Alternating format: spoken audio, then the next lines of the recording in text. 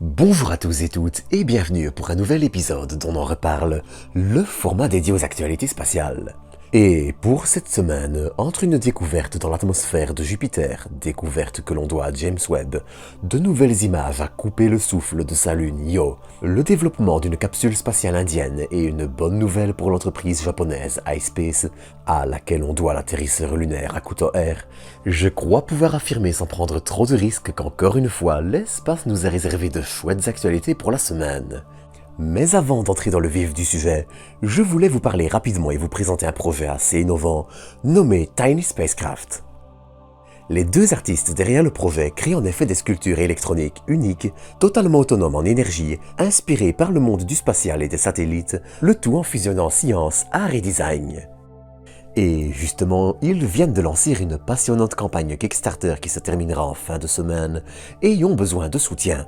Si vous souhaitez offrir cet objet unique pour Noël et profiter d'une réduction de moins 40%, c'est le dernier moment pour le précommander car après cela, ils seront livrés après les fêtes. Si le sujet vous intéresse et que vous désirez en apprendre plus ou les soutenir, le lien sera disponible en description. Sur ce, bienvenue à vous pour une nouvelle dose d'espace.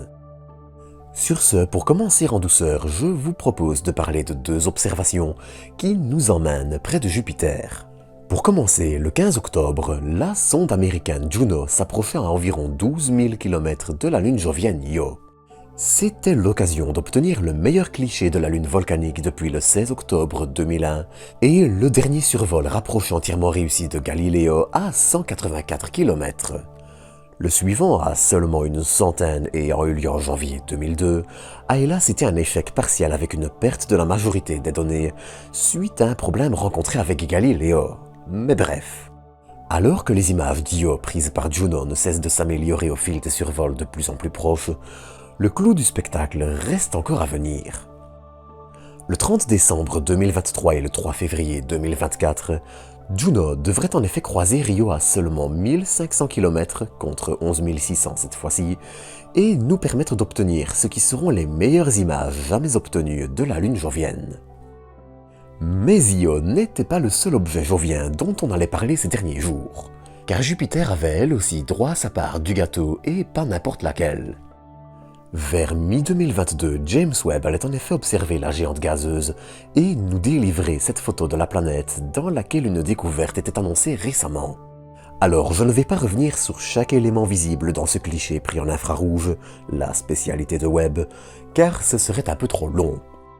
On notera toutefois la présence des lunes Amalthée et Adrastée et d'une des figures de diffraction provenant d'Io qui est hors champ. Alors, très rapidement et simplifié, les figures de diffraction sont causées à la fois par la forme segmentée des miroirs de Webb et par la forme des bras soutenant le miroir secondaire de Webb. La direction des deux bras inférieurs étant alignée avec celle des segments des miroirs pour minimiser leur impact et éviter d'ajouter d'autres bras aux figures de diffraction.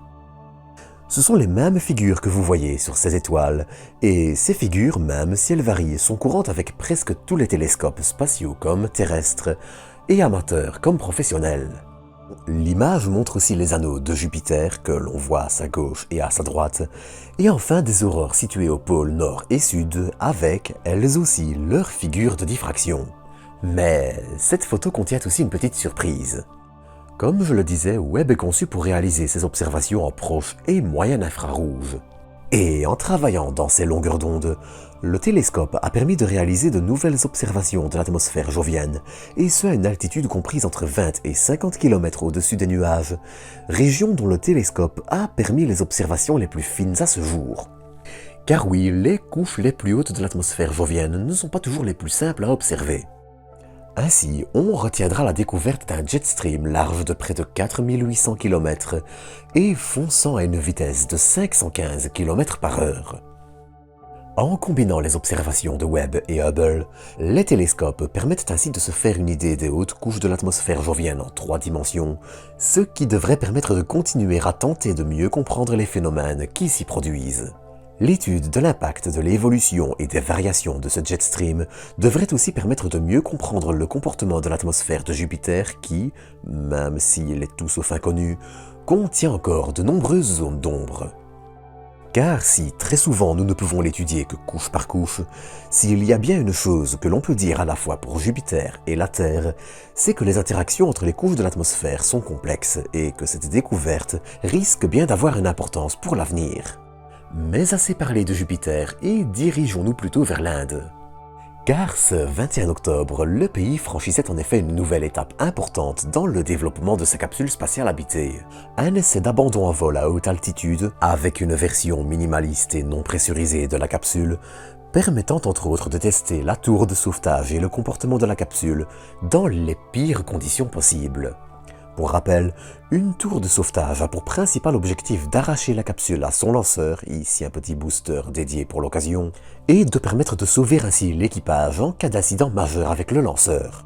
Dans le cas de ce vol, la séparation a eu lieu à environ 11 km d'altitude et le vol s'est passé sans incident majeur, si ce n'est quelques retards au décollage liés à des problèmes d'allumage du moteur du booster et de la météo qui ont retardé le vol de quelques heures. Ainsi, depuis un premier essai de réentrée d'une maquette à échelle réduite de la capsule Gaganyaan en 2014, le programme continue sur sa lancée et jusqu'à présent sans anicroche. Si tout se passe bien, 3 autres vols d'essai qui ne quitteront pas l'atmosphère auront encore lieu avant que, fin 2024, la capsule ne réalise son premier vol à vide. Après 3 vols orbitaux à vide, tous prévus pour 2024, la capsule devrait ensuite réaliser son premier vol avec un équipage de 3 astronautes, attendu lui en 2025. En attendant, différents essais critiques tels qu'une éjection de la capsule sur le pas de tir, des essais de moteur, parachute et j'en passe, ont déjà eu lieu et il faut l'avouer jusqu'à présent, l'agence spatiale indienne, l'ISRO, réalise actuellement une plutôt belle performance avec sa future capsule. Si dans l'état actuel des choses, Gaganyaan, qui signifie vaisseau céleste, a encore un long chemin avant son premier vol, l'Inde continue d'enchaîner les succès avec sa capsule et son programme spatial en général d'ailleurs, ce qui est plutôt rassurant pour la suite de l'aventure. D'ailleurs, en réalisant cet essai, le pays est devenu le 4e à tester une tour de sauvetage en vol, après les États-Unis, la Chine et l'Union soviétique. Enfin, pour arriver à la fin de l'épisode, on notera que l'entreprise japonaise iSpace s'est vue décerner une aide de 80 millions de dollars du gouvernement japonais dans le but d'aider la compagnie à développer son prochain atterrisseur lunaire qui devrait être le 3e vol de l'entreprise. Le premier atterrisseur, Hakuto Air, s'était en effet écrasé à la surface de la Lune en avril, et son jumeau devrait d'ailleurs décoller vers la Lune en janvier 2024, avant qu'un atterrisseur de nouvelle génération ne prenne la relève, celui qui s'est justement vu attribuer les 80 millions de dollars. Là aussi donc, ce sera un développement à suivre avec intérêt. En parlant de développement à suivre avec intérêt et pour une mission dont on parle parfois un peu trop peu, on notera aussi que l'instrument français MIRS, qui volera sur la mission japonaise MMX, qui explorera les lunes martiennes Phobos et Deimos, est actuellement en cours d'essai et continue son bonhomme de chemin vers le vol. MIRS, un spectromètre et imageur en proche infrarouge, permettra notamment de cartographier les minéraux et de choisir le site de récolte d'échantillons de Phobos, retour d'échantillons de Phobos qui est l'objectif principal d'MMX. D'ailleurs, c'est au cours de cette même mission qu'MMX devrait déposer le rover franco-allemand Idefix sur Phobos, mais bref. Sur ce, c'est ici que je vais vous quitter pour aujourd'hui. Comme d'habitude, prenez soin de vous, prenez soin des autres, et à bientôt pour de nouvelles doses d'espace.